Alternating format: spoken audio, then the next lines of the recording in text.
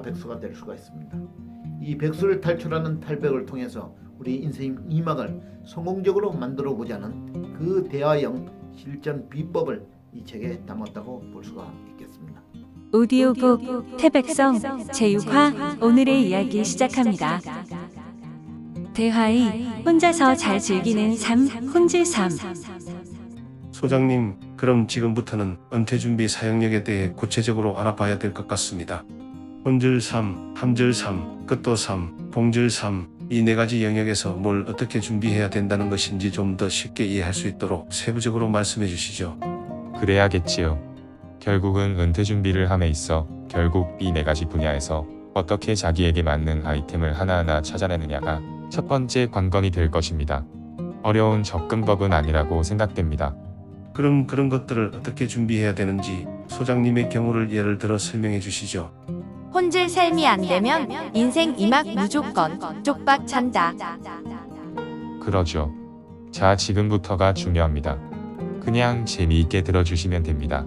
먼저 혼질 삶을 준비해야 되는데요. 즉, 퇴직 후 혼자서도 잘 즐기는 삶에 대한 준비를 갖추자는 얘기입니다. 이 혼질 삶에 대한 준비는 퇴직 후 은퇴 시기의 삶에 있어 가장 중요한 밑돌이라 할 수 있습니다.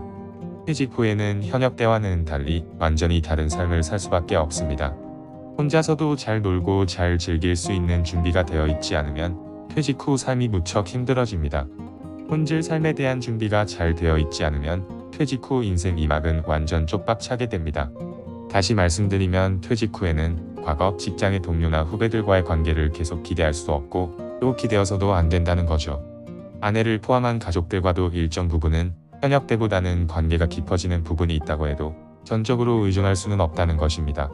그래서 이 혼자서도 잘 즐길 수 있는 준비를 우선적으로 잘 갖추어줘야 한다는 것입니다. 그럼 혼질 삶을 위해서는 구체적으로 어떤 준비를 해야 합니까?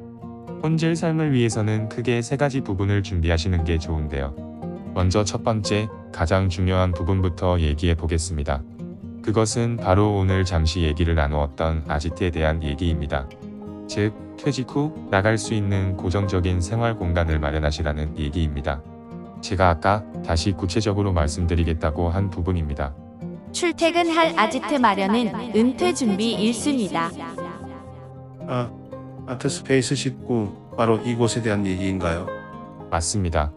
퇴직 후 재취업을 하는 경우는 그 기간만큼은 문제가 없겠지만 대부분 퇴직자는 퇴직 후 막상 갈 데가 없어 집에 있거나 시립도서관 같은 데를 가는 경우를 많이 보았는데요. 모두 그렇게 해서는 안 되는 일입니다. 퇴직 후 만일 여러분들이 집에 있다고 상상해보세요. 끔찍한 일이죠. 아내에게 말입니다. 만일 퇴직자들이 집에 있게 된다면 그동안 집을 지켜온 아내에게 얼마나 큰 짐이 될지 상상해 보셨나요? 그런데 퇴직 후 막상 나가면 갈 곳이 없지 않습니까? 그러니까 미리 준비를 해야 한다는 것입니다. 자, 한번 들어보십시오. 우리나라의 경우 45%의 아내가 퇴직한 남편을 귀찮다고 느끼고 있다는 것입니다. 더욱더 놀랄만한 사실은 은퇴자의 경우 자는 시간을 빼고 평균 배우자와 4시간 10분을 같이 보낸다고 하는데요. 대부분의 여성이 그 시간조차 줄이고 싶다는 것입니다. 한마디로 퇴직한 남편은 천덕꾸러기가 된다는 것입니다. 퇴직 후 남편은 집에서 좀 쉬고 싶어 하는데 현실은 그렇지가 않다는 것입니다. 나만은 아니겠지 라고 느끼고 싶으시겠지만 아닙니다. 퇴직 후 남성의 경우 집에 있게 되면 세 가지만 쳐다보게 된다는데 뭔지 아세요? TV 그리고 뭐지? TV는 맞고요. 세 가지는 첫째가 TV, 둘째가 아내, 셋째는 아내가 키우는 강아지라고 합니다. 퇴직자가 집에 있게 되면 이 세 가지만 주로 보게 되는 게 현실이라는 것입니다.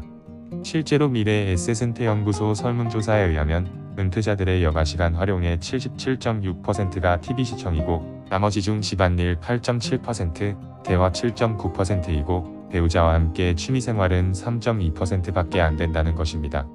결국 집에 있다 보면 은퇴자의 피서지는 방에 콕 쳐 박혀있는 방콕이나 방 안 이리저리 왔다 갔다 하는 방글라데시를 즐기다가 좀 더 진출해서 동남아 즉 동네에 남아있는 아이들과 놀게 된다는 우스개 얘기가 있습니다. 그런데 요즘 동네 아이들도 학원 다니느라 잘 놀아주지도 않죠. 정말 우스갯소리로 들릴 줄 모르겠지만 사실이 그렇습니다. 그래서 퇴직 후 매일 출퇴근을 할 자기 공간을 확보하는 것은 무엇보다 중요합니다. 퇴직했지만 아침에 출근할 공간이 필요하다는 말씀이군요. 충분히 마음에 와닿습니다. 퇴직 후 매일 출퇴근을 할 자기 공간의 확보는 정말로 매우 중요합니다. 이것도 은퇴식이 들어가기 전에 미리 확보해야 한다는 것입니다. 즉, 자기만의 아지트를 꼭 마련해야 미래가 보인다는 것입니다. 그 이유는 지금부터는 과거와는 또 다른 시간이기 때문입니다. 집에 있어서는 자기만의 새로운 미래를 만들기가 매우 어렵다는 것입니다. 부부가 더 친밀하면 할수록 이런 공간이 더 필요하다는 것을 저는 강조합니다. 출퇴근할 자기 공간은 마치 베이스 캠프와 같은 것입니다. 이 공간은 단순히 출퇴근하는 공간이 아니고 5가지 목적을 가진 다목적 멀티룸이 될 것입니다. 첫째, 미래, 인생에 대한 자기 설계 공간이고, 둘째, 평생 자기 자율 학습 공간이고, 셋째, 취미 활동을 할 수 있는 레저의 공간이며, 넷째, 때때로 자기만의 휴식 공간이 될 수 있고요. 또한 마지막으로 만남의 공간으로도 활용될 수 있다는 것입니다.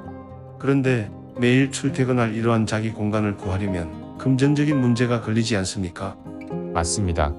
당연히 경제적인 문제가 고민이 될 수밖에 없겠죠. 그래서 혼질 삶의 준비사항 중 하나가 바로 자기 주도하에 사용할 일정 부분의 생활자금이 필요하다는 것입니다.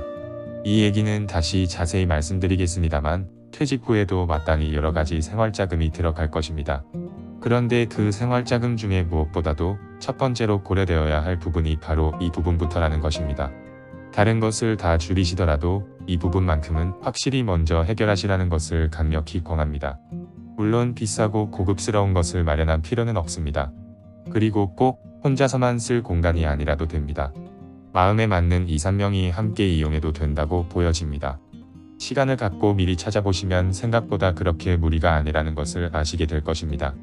혼자서도 잘 즐길 수 있는 삶, 혼절 삶을 위해 준비해야 할 첫 번째 아이템이 퇴직 후 고정적으로 출퇴근할 생활 공간을 확보하라는 이야기를 나눴는데요. 정말 공감됩니다. 그럼 혼절 삶을 위한 두 번째 아이템은 뭘까요? 오늘은 여기까지입니다. 다음 편에서 뵙도록 하겠습니다. 안녕히 계세요, 여러분!